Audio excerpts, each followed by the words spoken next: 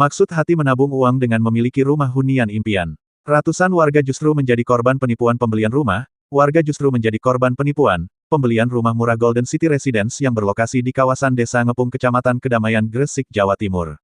Sekitar 248 warga yang menjadi korban akhirnya membuat paguyuban untuk memperjuangkan hak mereka, lantaran dari total kerugian pembayaran yang telah dilakukan oleh konsumen kepada PT Golden Arta Jaya selaku developer, mencapai 11 miliar rupiah lebih. Muhammad Arifin selaku kuasa hukum korban menegaskan kasus ini sebenarnya sudah berjalan sekitar 4 tahun, terakhir pertengahan Juni lalu ia mendampingi para korban untuk kembali melaporkan kejadian ini ke Polda Jatim dan saat ini ditangani oleh Subdit Indaksi di Reskrimsus Polda Jatim. Penipuan perumahan ini seperti apa sih Pak? Jadi gini, dari awal kita melaporkan pelanggaran dulu, yaitu pelanggaran perumahan. Nah, pelanggaran perumahan tersebut setelah kita laporkan ke Polda, akhirnya sampai ditangani oleh pihak pengadilan. Nah, di situ akhirnya keluar putusan pelanggaran perumahan nomor 119-sus-2022 dari PN Gresik tertanggal 11 Juli 2022. Nah, di situ setelah dari putusan kita periksa di situlah ternyata titik yang kita laporkan ke TPPU-nya berdasarkan dari putusan tersebut, yaitu pelanggaran perumahan. Di situ dinyatakan predikat klaimnya kita dari banyaknya rekening dan di situ ada yang namanya tabungan dolar, ada yang namanya tabungan emas, dan di situ semuanya tercantum Bank Nasional. Dan itu sekitar nomor rekening sekitar 447 rekening di bank pemerintah.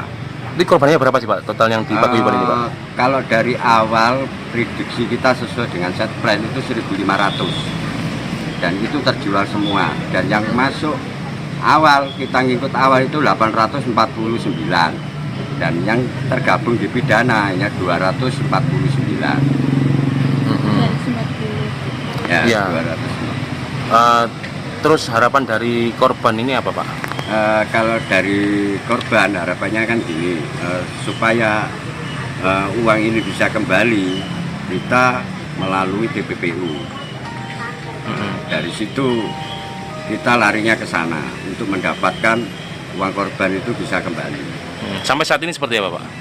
Kalau sampai saat ini dari perkembangan SP2P terhadap TPPU itu sampai tertanggal SP2P terakhir tanggal 20 tahun berapa Pak? Tahun 2024 sekitar 27 Juli. Nah, itu sampai saat ini itu masih statusnya masih lidik ya dalam SP2P.